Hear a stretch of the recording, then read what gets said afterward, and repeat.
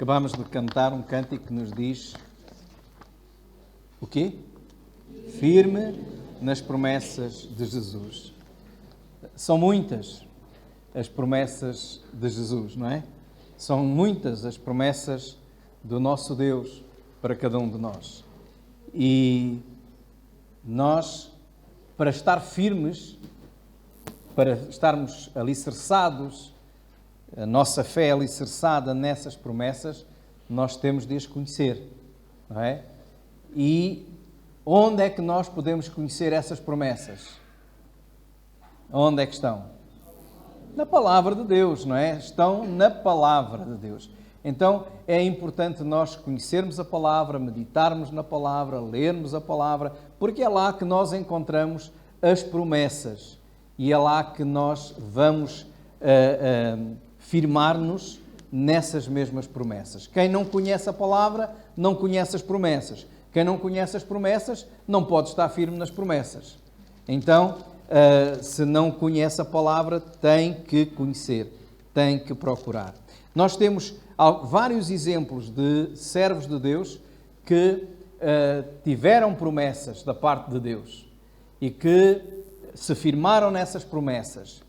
Mas não é fácil firmar-se nessas promessas, porque às vezes Deus promete e aquilo que Deus promete não vem logo. Demora algum tempo a chegar. E quando o tempo passa e essas promessas estão ali, mas nós não vemos nada a acontecer, normalmente o que acontece é que nós começamos a desesperar, não é? E começamos a duvidar até dessas mesmas promessas. E a Palavra de Deus mostra-nos vários exemplos de pessoas que tiveram promessas de Deus e que, perante essas promessas, foram esperando nas promessas, firmes, mas chegou uma altura em que começaram a balançar, a duvidar. E aquilo que eu vos queria dizer hoje era, falando aqui do exemplo de Abraão e Sara, dar-vos um conselho. Nunca duvidem das promessas de Deus. Nunca duvidem das promessas de Deus. As promessas de Deus não passam. Deus cumpre as suas promessas. No livro de Gênesis, que é o primeiro livro da Bíblia, no livro de Gênesis nós encontramos a história de um homem chamado Abraão e também da sua mulher chamada Sara. E no capítulo 12 de Gênesis, nós vemos assim, no versículo 1,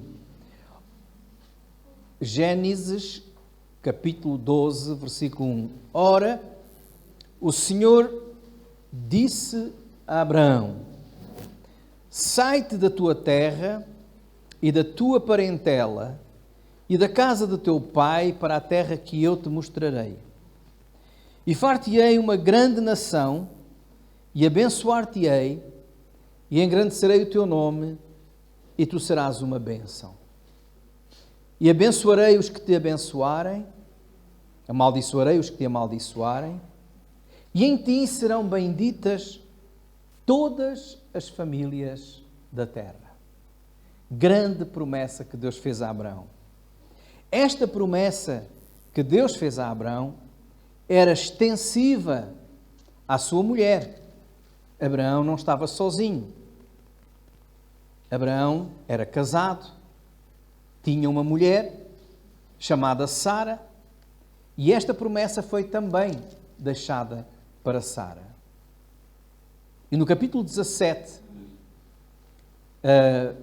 no versículo 15, nós vemos que disse Deus a Abraão: a Sarai, tua mulher, não chamarás mais pelo nome de Sarai, mas Sara será o seu nome, porque eu a hei de abençoar e te hei de dar a ti, dela, um filho, e a abençoarei, e será mãe das nações, reis de povos sairão dela.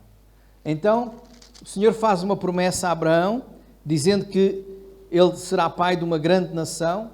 Em outras partes diz que ele será pai de muitas nações. E aqui a Sara diz também que ela será mãe de muitas nações. Ou seja, Deus promete uma descendência a Abraão e a Sara que será incontável. Há um texto na Bíblia, no livro de Gênesis, que diz que o Senhor manda Abraão olhar para o céu e contar as estrelas. Já fizeram esse exercício? Eu já tentei. Não é? Começar a contar as estrelas à noite. Conta até 3 ou 4, não é? Depois fica com os olhos todos baralhados, já não vê nada. E o Senhor disse, a tua descendência será como as estrelas do céu. Agora vejam, esta é uma grande promessa. Não só uma promessa, como este era o plano de Deus para esta família, para este casal. Só que Sara tinha um problema. O capítulo 16 de Gênesis diz que Sara, a mulher de Abraão, não lhe gerava filhos. Não lhe gerava filhos. E a razão por que ela não gerava filhos, nós encontramos aqui também no livro de Gênesis, diz lá na palavra de Deus, que Sara era estéril. Sara era estéril. No capítulo 11, no versículo 30, capítulo 11 de Gênesis, estamos aqui entre os capítulos 11, 12 até 18. Versículo 11, aliás, capítulo 11, versículo 30 diz, e Sara, ou Sarai, foi estéril e não tinha filhos. Agora reparem uma coisa, como é que Deus vai prometer a Sara que será mãe de muitas nações se ela é estéril? Deus não sabia isso? Claro que Deus sabia. Claro que Deus sabia. Deus sabia que Sara era estéril. Mesmo assim, Ele fez uma promessa a Sara e a Abraão. É que ambos teriam um filho e que da sua descendência uma grande nação nasceria e muitas outras nações também. Deus queria e Deus tinha prometido a este casal algo que era grandioso. Esse era o plano de Deus. Quando Sara ouviu estas coisas, ela começou a sonhar, por certo. Começou a idealizar. Sabem que naquela altura, para uma mulher, ser mãe era a coisa mais importante. Uma mulher que fosse estéril era entendida naquela cultura e pelas pessoas à volta como uma mulher amaldiçoada por Deus. Marcada por Deus. A mulher se realizava tendo filhos. Ela era desprezada e até envergonhada diante de todas as outras se ela não conseguisse ser mãe. Isso era muito importante naquele tempo, naquela cultura. Agora, Sara tem um sonho. O seu sonho é ser mãe. E ela não descobre logo que é estéril. A Bíblia diz-nos, porque já está a contar a história. Mas ela não tinha testes nem exames médicos que lhes pudessem mostrar, como nós agora temos. Ela foi descobrindo. No entanto, ela não perdeu o seu sonho. Ela tinha um sonho. E qual era o seu sonho? O seu sonho era ser mãe. Poder dar ao seu marido um filho. Porque aí ela ficava feliz. Ela se sentia realizada. E o seu sonho era isso, ser mãe. E o plano de Deus não era isso. O plano de Deus era que, através da maternidade de Sara, muitas famílias da terra, tal como Abraão, pudessem ser abençoadas. Há uma diferença, muitas vezes, entre os nossos sonhos e os planos de Deus. Eu vejo muita gente hoje a pedir a Deus que o ajude a realizar os seus sonhos. Nós sonhamos. E, Senhor, faz com que os meus sonhos se realizem. Há outras pessoas que dizem até, não, eu prefiro os sonhos de Deus. Eu quero dizer que Deus não tem sonhos nenhuns para si. Porque a gente sonha a dormir e Deus não dorme. Deus não tem sonhos. Deus tem planos. Deus tem promessas. Deus não sonha.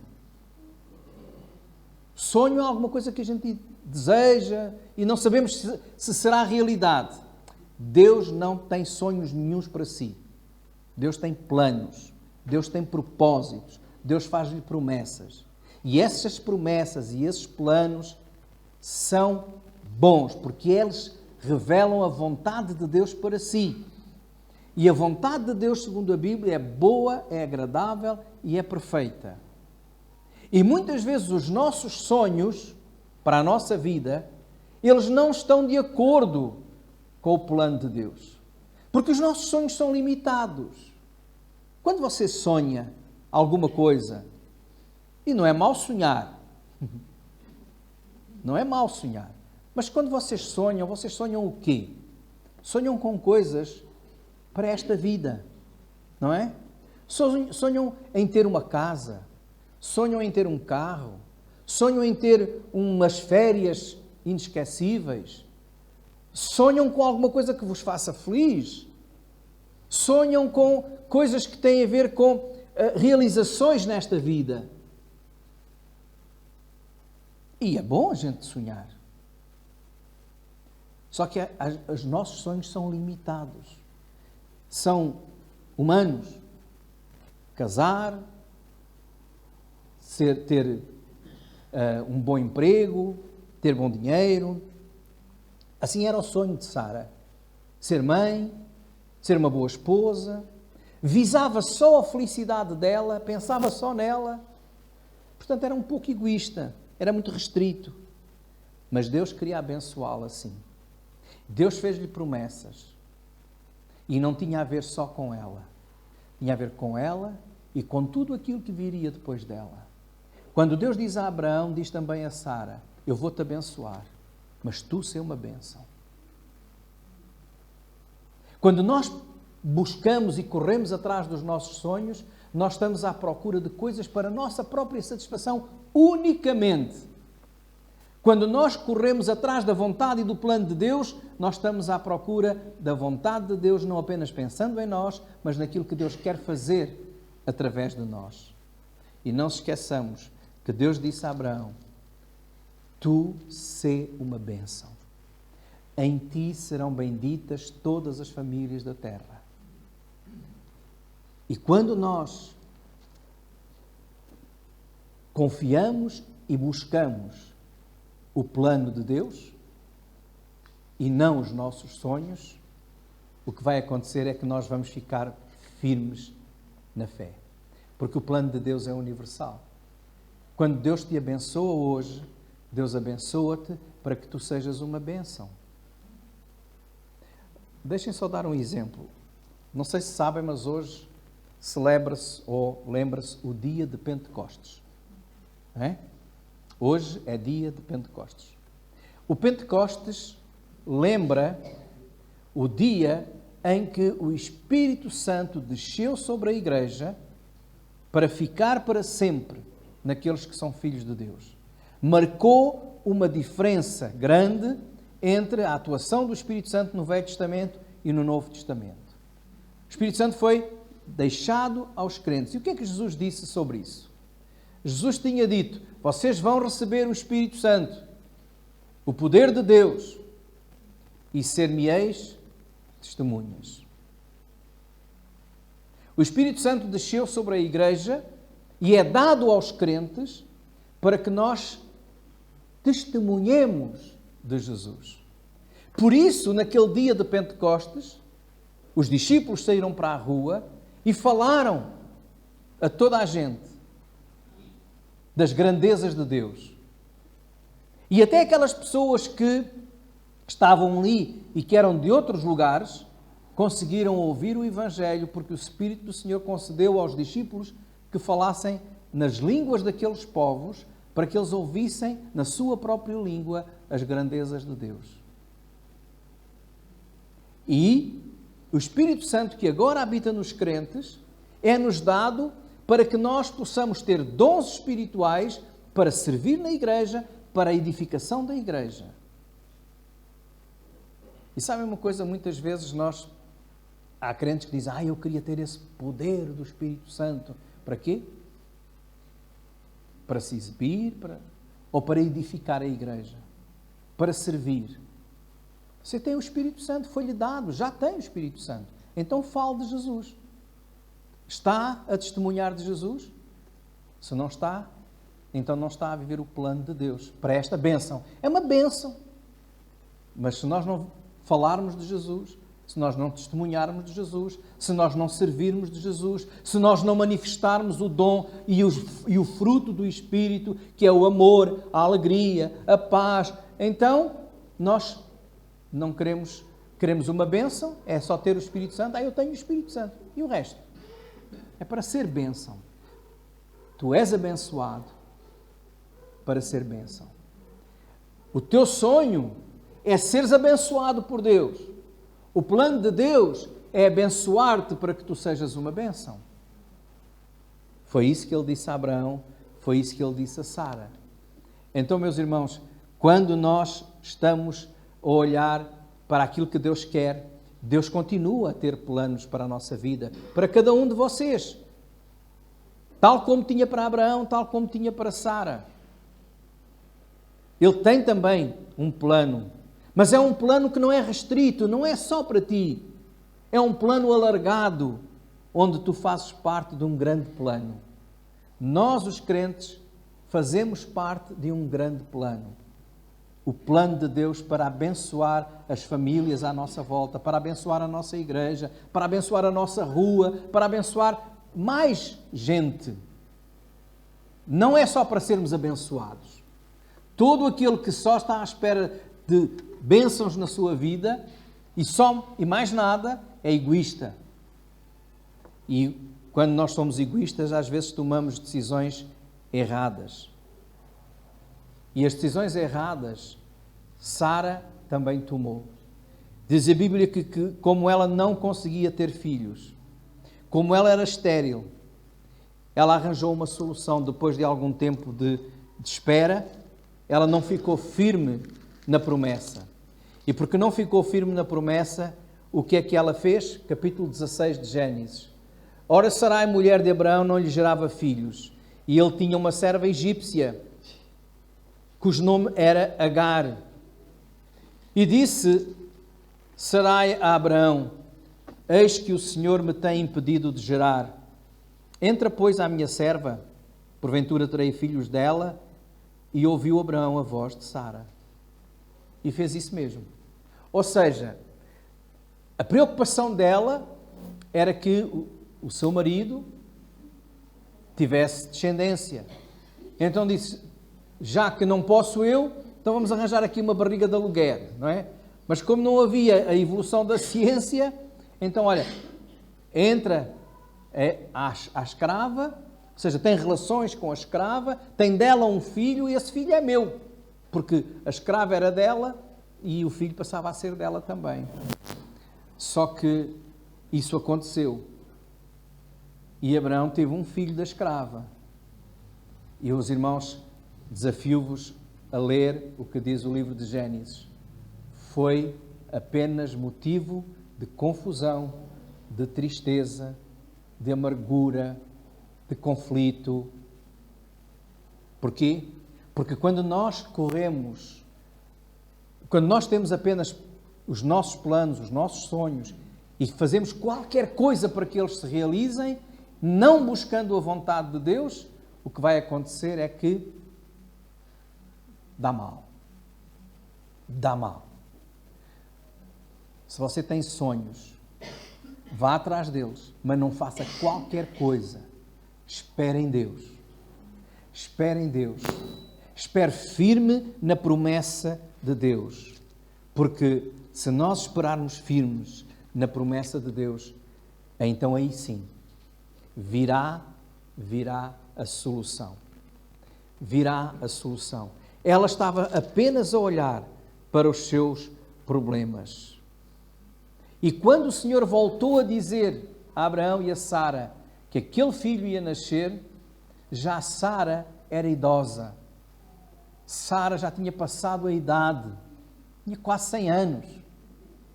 E sabem o que é que ela fez quando ouviu que ela ia ter um filho? Não acreditou e riu-se. E Abraão também.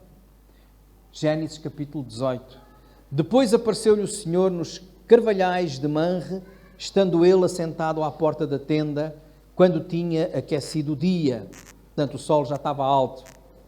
E levantou os olhos e olhou, e eis 3 varões estavam em pé junto a ele.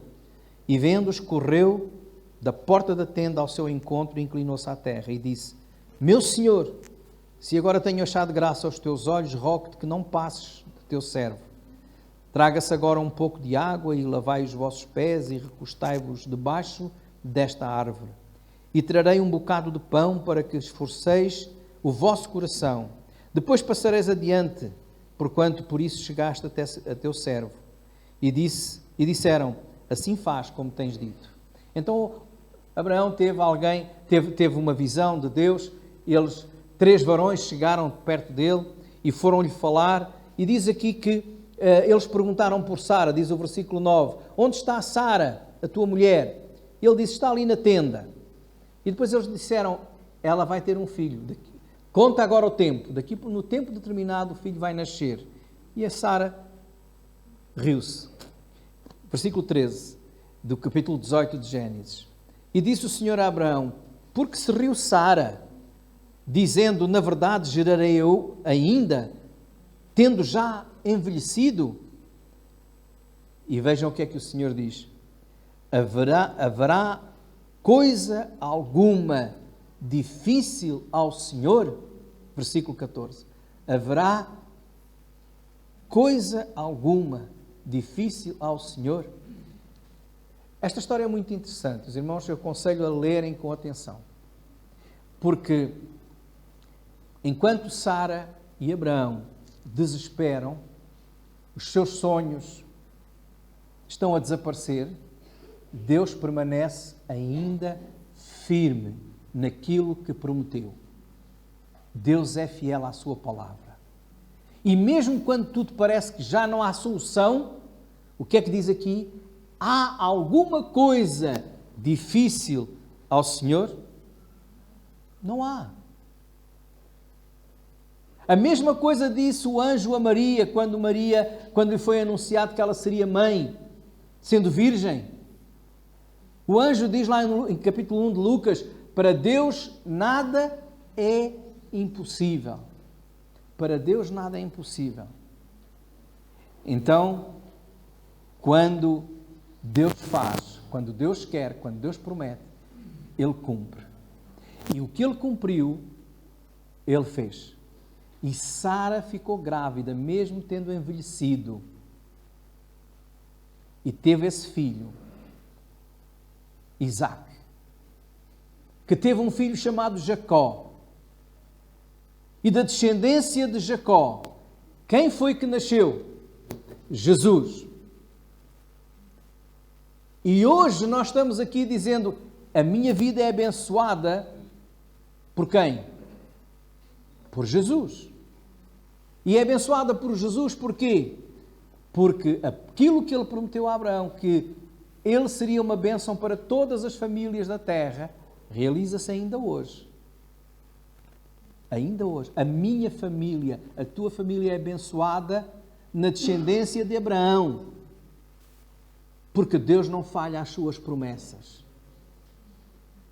Então, meus irmãos, quando nós olhamos para aquilo que queremos, para aquilo que desejamos, e para aquilo que Deus quer e para aquilo que Deus deseja para nós, nós temos que ir atrás, não daquilo que nós desejamos, mas daquilo que Deus quer para cada um de nós. Os nossos sonhos podem ser muito bonitos, meus irmãos, mas a vontade de Deus é perfeita. Os nossos sonhos podem ser muito grandes, mas a vontade de Deus é infinita. Vai para além daquilo que nós podemos imaginar. Por isso, queridos irmãos, quando olhamos para a nossa vida, nós temos que perguntar: o que é que eu desejo? Desejo mais que se realizem os meus sonhos ou desejo mais que a vontade de Deus seja feita na minha vida? O exemplo de Jesus é: seja feita a tua vontade. Que cada um de nós hoje possa buscar, acima de tudo, a vontade de Deus. Não desista dos seus sonhos, mas não os coloque à frente dos planos e da vontade de Deus. Porque a vontade de Deus, essa sim, é boa, é agradável e é perfeita. Essa sim traz paz, alegria e felicidade. Os nossos sonhos muitas vezes trazem tristeza. Que Deus vos abençoe.